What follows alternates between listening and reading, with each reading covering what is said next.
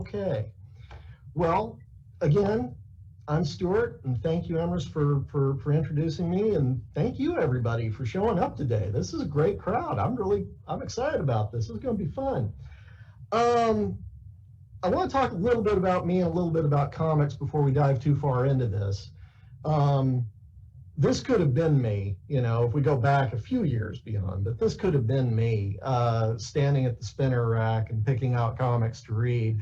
I was introduced to comics in the early 1970s when my dad he took me to Snappy Sack, which was a little convenience store in El Reno, Oklahoma, and I think he was buying donuts. And I ran over to the comics and found an issue of Spidey Super Stories, which was like an easy to read and early learning edition of Spider-Man comics from the Electric Company. And I took it up to him and said, hey, can I have this? And I think Dad actually bought me both the donut and the comic book, but that was my first comic. And after that, I devoured them. I just kept reading them my entire life. I still buy comics to this day. I've got a collection that seems to hover around 4,000 some odd comic books that I still have. Takes up way too much space, just way, way too much space. But as I enjoyed comics over the years, my idea of comics started to change. Early on, it was this. It was Spider-Man and Batman and Casper the Friendly Ghost. But over time, my idea of what comics are started to evolve. And right around 1993, the perfect comic got published for me, and that's Understanding Comics, the Invisible Art by Scott McCloud. In it, Scott McCloud takes the time and initiative to try and explain what comics are as an art form. And a lot of the ideas that he started to put out there into the world really resonated with me. And so I want to share some of those with you first before we start diving into the collection and talking about what it is that Schusterman Library is trying to do with comics and what we're defining as graphic scholarship. So, to Scott McCloud and other scholars of comics, comics are often referred to as sequential art. It's a unique art form that really only exists in the world of as comics. And the definition given here, juxtaposed pictorial or other images in a deliberate sequence. The idea is that there is sequence to this art. The panels that appear on a comic page or the panels that appear in a comic strip. You have to have that sequence in order for it to actually be considered comics. And that the way that those images are presented and the combination of images and text is designed to either convey information or to elicit a specific response in the viewer, to make you feel a certain way. I thought to start us out, here's an example of what Scott McCloud considers to be sequential art. This just being a couple of pages drawn from his book. And in it, he's describing a painting, famous painting called The Treachery of Images. And in this, he first starts out by saying, here is a painting called the Treachery of Images. It's not, a pipe, it's a painting of a pipe. But then he says, no, it's not actually a painting of a pipe, it's a drawing of a painting of a pipe. Nah, that's not right. It's actually a printed copy of a drawing of a painting of a pipe. It's 10 printed copies of a drawing of a painting of a pipe. And then he asks, do you hear what I'm saying? If you do, you should have your ears checked because no one has said a word. The power of comics comes from its ability to draw on both images and text to do things that neither of them can do completely on their own. And it creates a means by which to convey ideas and information that is completely unique as an art form. One of the ways in which it does this is through the use of iconography. Now, iconography is not unique to comics, but the way that comics uses icon, the way that comics uses an individual image to give you an idea. The examples given here, a flag is not a country, notes are not music, but there are things that comics does that's unique in terms of its iconography. Let me give you just one example. The word balloon, where you have a large oval and a little tail that's directed to a character on the page. You've all seen this in comics at different points in time. You can do so many weird things with the word balloon that just can't be done anywhere else. This is an example of a whisper balloon, but it's not even an example. It's three completely different examples of a whisper balloon, where one is a little dashed line, another actually grays it out slightly, and then the third one has the words simply a lot smaller inside the space of that large balloon. They all convey the same idea of a character who's speaking, but speaking in a whispered and hushed tone. But what's fascinating about this is that you get that automatically, right? If it were written text, the author would have to write out, quiet or they'll hear us, he whispered. There would have to be some indication that whispering is taking place. In film, they do that thing where, suddenly everything else grows quiet so that you can barely hear the speaker's voice above it.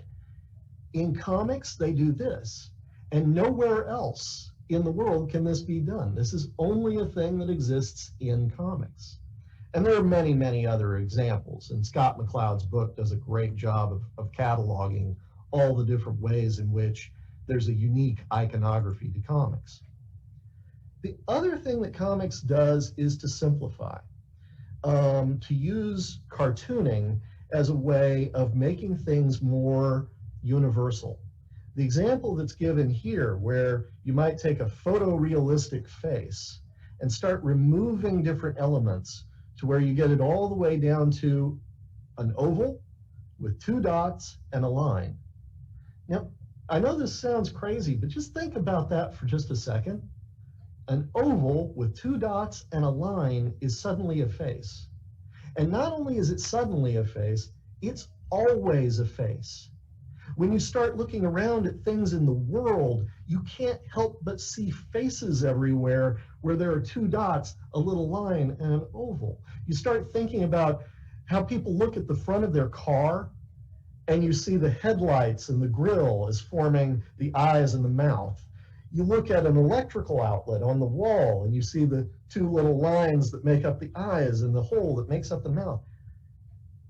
Scott's point here is that in the world of cartooning and in the world of comics, we can strip away certain elements of identity that get in the way of the message, and that you can make the cartoon simple and classic in such a way that it conveys a message that's just universal and that everyone can understand almost immediately. I usually stop and ask the class at this point, is this making sense? But unfortunately, we don't really have the way to do that here. So instead, please add questions to the text box, and we'll get to those in a little while. The last thing from Scott McCloud that I'm going to share is about how pictures and text work together. Scott defines pictures as received information. Similar to the cartooning I was just talking about, you see a picture, there's an immediate understanding of it. Regardless of the detail of that picture, there's an immediacy to it. Words, language, is perceived information. Your brain has to do something to translate it into meaning. What happens in comics is that you get this best of both worlds experience, where you can take advantage of the immediacy of pictures and the specialized knowledge, as he puts it here, but the quality of writing to achieve something that neither of these two things can do individually, to bring them together on the page in a way that there's an immediacy to the art and an opportunity to better understand the words. All right. What does this have to do with my world as being a librarian? You know, for years I was collecting comics, and for years I was a librarian, and I did a really good job of putting a giant wall in between the two, and never the twain shall meet. And then suddenly it occurred to me, hey, I don't actually have to be that guy. So we've started building a graphic scholarship collection here at my library, and we're starting to do some things with it, and we'll get to that in a minute. But what is graphic scholarship? Well, the definition that I'm working on right now is that graphic scholarship is any form of scholarly communications, what we think of as the journals and the textbooks and all the different things that make up the world of academic study, in the form of comics or cartoons. It can be adaptations of any work in science, medicine, social sciences, arts and humanities, biography or memoir or history. And when you start looking into the world of what is often called graphic nonfiction, or worse, nonfiction graphic novels, which that just kills me, because a novel is a fictional work and yet we're calling them graphic, nonfiction. Leave that alone. Graphic scholarship is the idea that nonfiction can be delivered in a unique way through the comics medium. A few examples to get us started. This one is a favorite of mine from the year 2000, Pedro and Me, written and drawn by Judd Winnick. I don't know how many of you maybe remember MTV's The Real World San Francisco from the early 1990s. Pedro Zamora was a Cuban-American immigrant who at age 17 was diagnosed with AIDS and became an AIDS educator and activist, and as part of that work joined the Real World cast. And so he was on MTV's The Real World. I want to say this was 93, 94.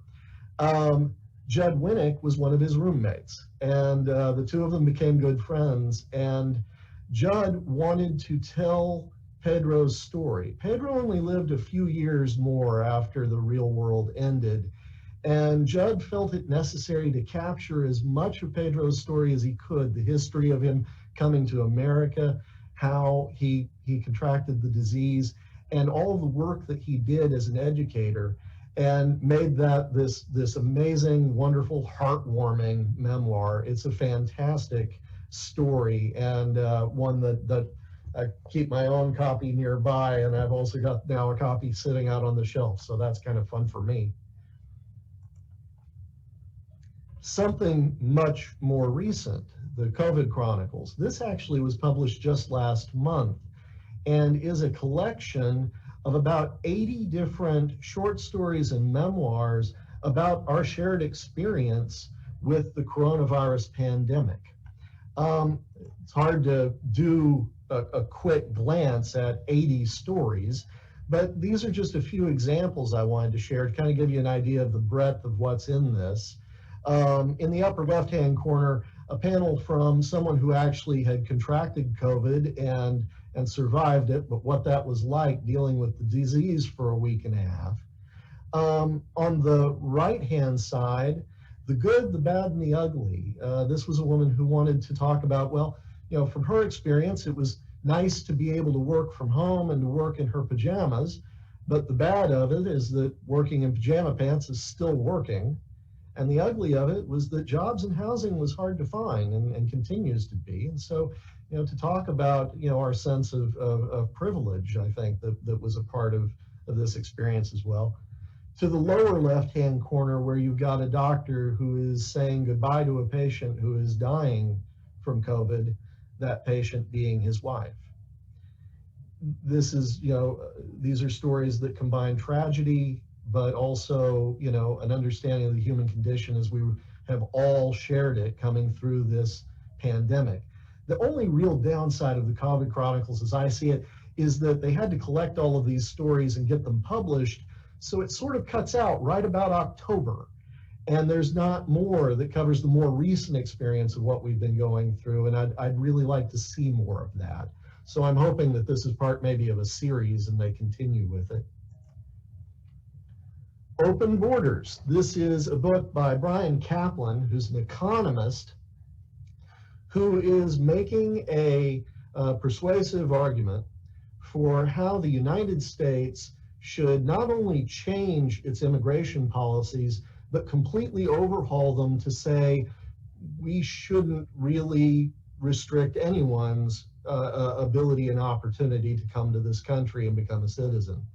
I gave you just one example of how he uses comics to make his argument here. And in this example here, he's got a room full of NBA players saying, the average height of one of these guys is about 6'7". And there's this worry that, if you introduce people who are economically depressed into an economically vibrant community, you're going to depress that vibrancy. But his point is that you don't introduce a bunch of kids into that group and say, oh no, suddenly we're shrinking. The fact of the matter is that you've got greater economic diversity by adding more people into the economy. In fact, almost all of Kaplan's argument is made from an economic point of view. It's a fascinating read, whether you agree with his point of view on it or not. It's a persuasive argument made well, and I think made better through the use of comics to make his point. The Bad Doctor is an example of graphic medicine, and it's actually by a doctor, Ian Williams, who's an MD and a cartoonist, who founded a website called graphicmedicine.org, and he himself wrote and drew this book, The Bad Doctor, which is a fictional work, but could be a memoir, talking about Ewan James, who is a general practitioner in Great Britain, who suffers from obsessive compulsive disorder. And in this story, he manages to tell how physicians, how healthcare providers, we often see them in this other light, this very paternalistic sometimes light, but the fact of the matter is that they're people just like everybody else. They suffer just like everybody else. And this is a very thoughtful, at times it's a little depressing, honestly, to read through Dr. James's experiences, but he comes out the other side of this being a better doctor, someone who better appreciates what his patients go through the experience of himself suffering with OCD. It's really a fantastic, fascinating book. And for anybody who likes bicycling, who's a big bicyclist, The Bad Doctor is a huge cyclist, so this is an easy in for this. This one I've not actually read yet, and I need to get around to it. It's a thick book and a big read, so I'm going to want to put some time aside for this. But Run Home If You Don't Want to Be Killed is about the Detroit uprisings, racial unrest, and as such, that happened in the summer of 1943. Rachel Marie Crane Williams actually retells these stories from narratives that were captured by the NAACP of the survivors of those 1943 of the uprising that happened in Detroit. This again is going to be one of those books I'm going to need to put some time aside to really ingest.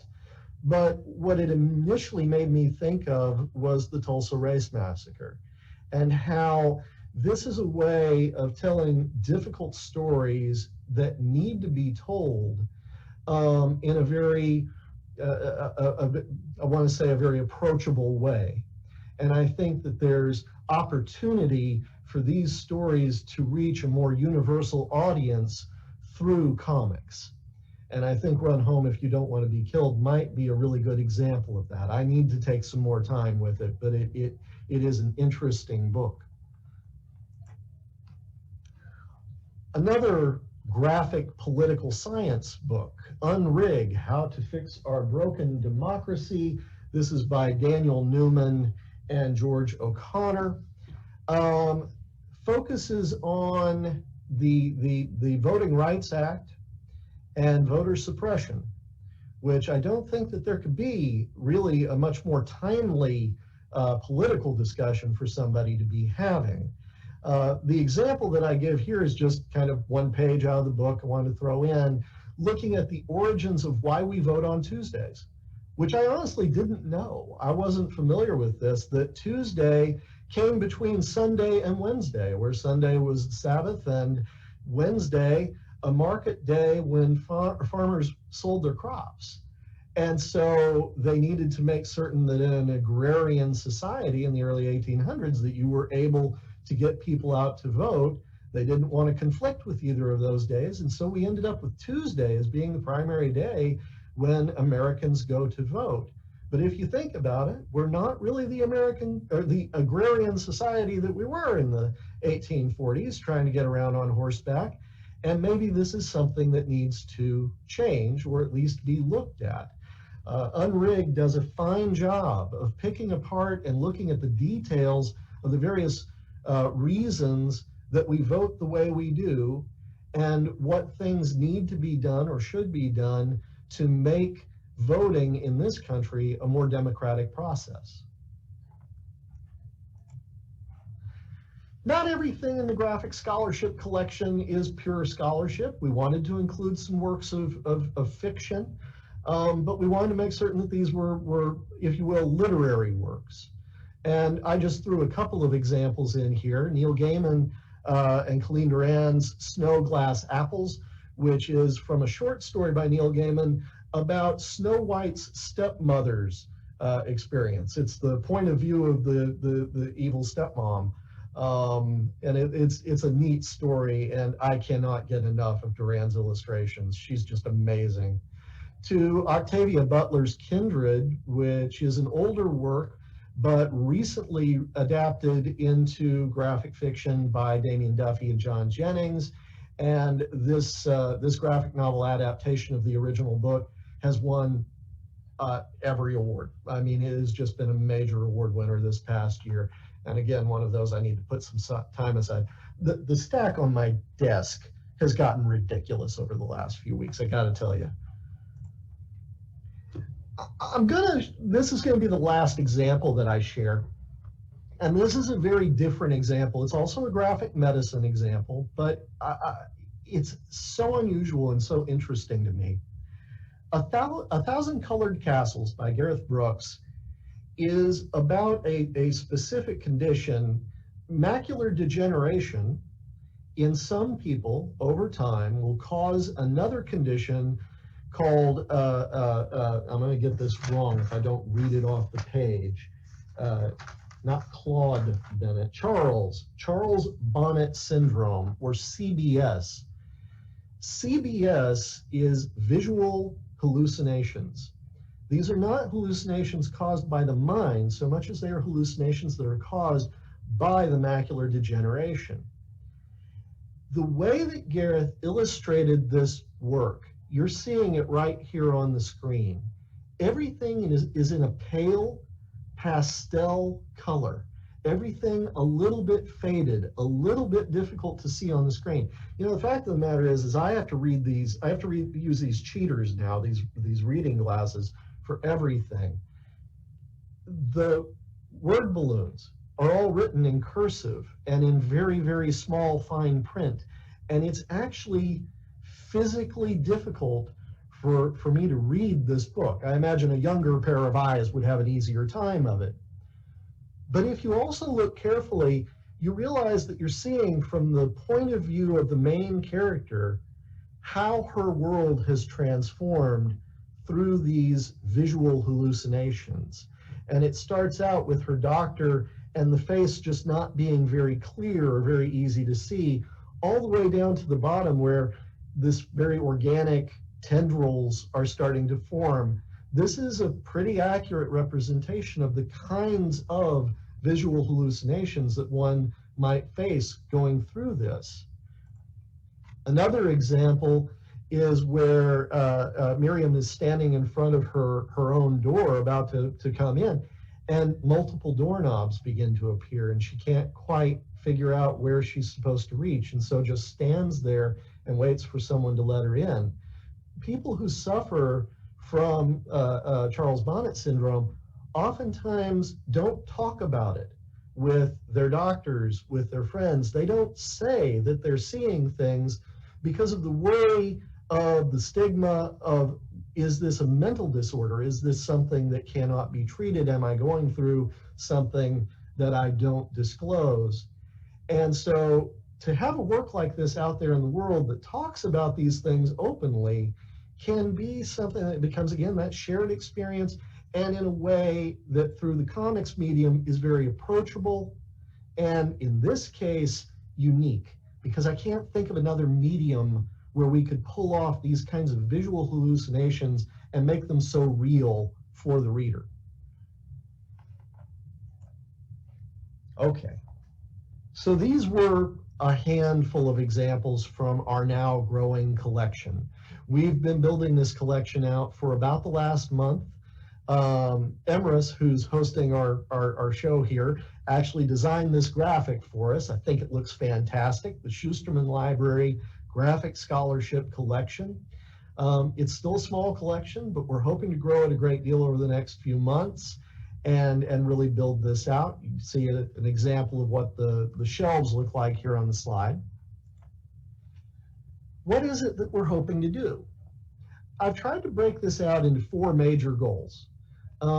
At the top of the list is curation. I want this to be a world-class collection of graphic nonfiction works, of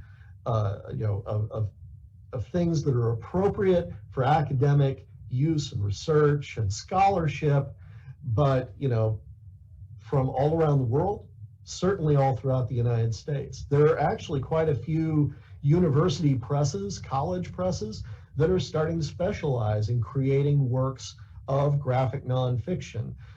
Penn State University has a fantastic graphic nonfiction department inside their university press. They're producing works like this all the time, and we want to make certain that we have those here. I want to make certain that the collection is used for education, better ways of teaching and learning about the medium of comics, but then of course, all the various things that those comics themselves have to teach. I want the collection to break down barriers. I want it to be used for better understanding, for better connection and collaboration. I'd like to find ways of using this collection to spearhead maybe some student work, student research and scholarship that we could publish in graphic form. Got a lot of ideas about where I'd like to go with some of this.